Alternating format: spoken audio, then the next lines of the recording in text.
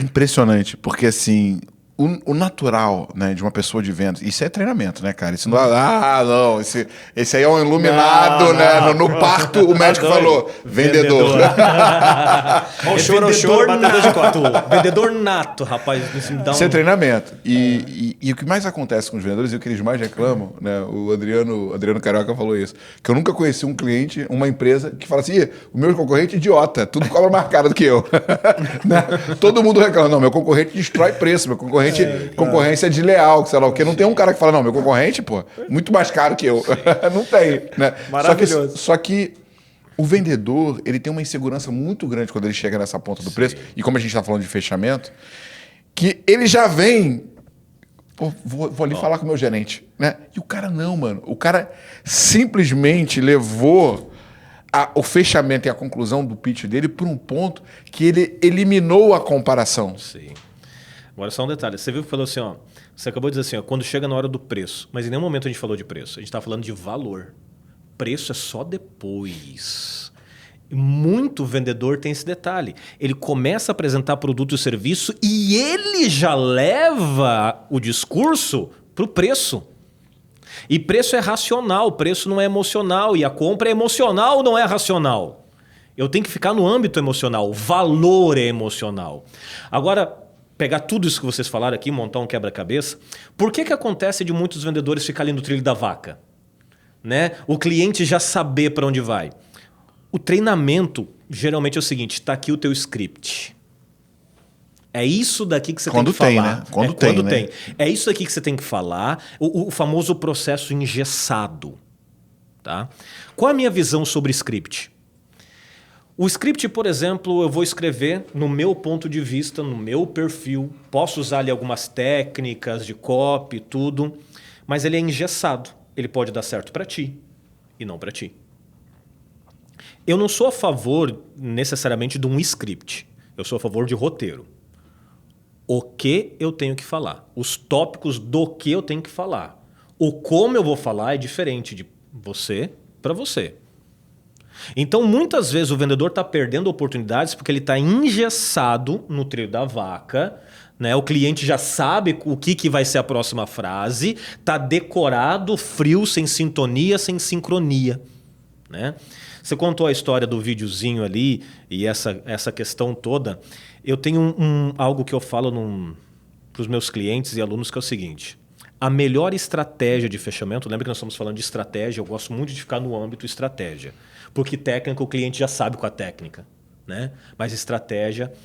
A melhor estratégia de fechamento de vendas é a seguinte. Quer vender mais água? Para de vender água. Se você quer vender mais celular, para de vender celular.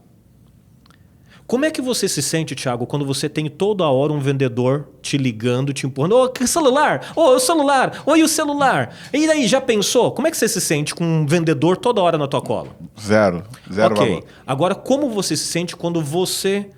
Eu gostei desse celular, é importante. Eu vou comprar. Quando você decide comprar, como é que se sente?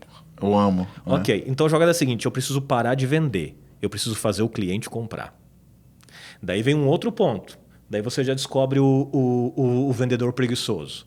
Posso falar vagabundo? Pode. Não, o vendedor vagabundo. O que é? O que é? No outro dia eu assisti a palestra, o treinamento de Jeremias lá. O Jeremias falou isso, ele chega lá na loja aí, na empresa... Chega o gerente, o que você está fazendo? O que o Jeremias mandou, esperando o cliente vir comprar.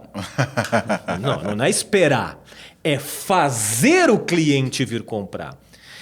Uma parte do meu trabalho, durante um bom tempo, eu fiz isso, hoje eu já não consigo mais fazer, era cliente oculto. Eu gostava de fazer o cliente oculto, porque daí eu já montava o treinamento e chegou um momento que eu parei de fazer cliente oculto na empresa que me contratava e eu ia fazer cliente oculto no concorrente. Porque eu tinha que saber com quem que eu estava brigando. E já faz algum tempo isso, fui fazer um cliente oculto. Na verdade, o contexto foi o seguinte. Eu estava atendendo uma rede de escola particular. E um determinado diretor de uma unidade só sabia porque tudo que acontecia de errado naquela escola era culpa do concorrente, dos concorrentes, disso, daquilo, daquele outro. Pedi para ele só... Um dia eu torrei a paciência e só me faz uma lista dos teus concorrentes que eu vou ir visitar eles. Me listou 9 concorrentes. E eu descobri que desses 9, só um era concorrente. 8 não era concorrente. Ele achava que era, mas o público-alvo, o PCI, era outro. Então eu posso ter a minha empresa aqui e tem uma outra empresa na esquina. Se o público não é o mesmo, ele não é meu concorrente. Total. Tá? Então dessas 9, só um era concorrente e olha que surra eu levei. Uma escola bem menor, um atendimento bem mais simplificado. A pessoa responsável por me atender não era necessariamente um matriculador ou um vendedor, era a coordenadora da escola. Mas havia uma sincronia fantástica. Para ganhar tempo aqui, a gente fez o tour na escola. De repente eu vi que a gente estava muito tempo conversando num lugar. A maior parte da conversa, da oferta, foi em pé na cantina. Só que não vejo com esse lado ruim. Veja, eu não percebi que eu estava na cantina, num ambiente tão agradável que era a cantina daquela escola. Uma cantina ambiente, visual bonito, mas um ambiente agradável. Ao ponto que a gente estava ali em pé e a conversa fluindo. Quando ela foi falar da cantina, ela disse assim, olha, Jeremias, a gente fez um teste esse ano aqui e todas as terças e quintas nós adotamos a política da cantina saudável. Foi tão aceito que a partir do próximo ano, a nossa cantina de segunda a sábado vai ser 100% saudável. Eu, analisando o contexto venda, perguntei, o que é isso? O que é essa cantina saudável? Esse ano, todas as terças e quintas, ano que vem vai ser de segunda a sábado, nós vamos diminuir os alimentos com alto teor de açúcar.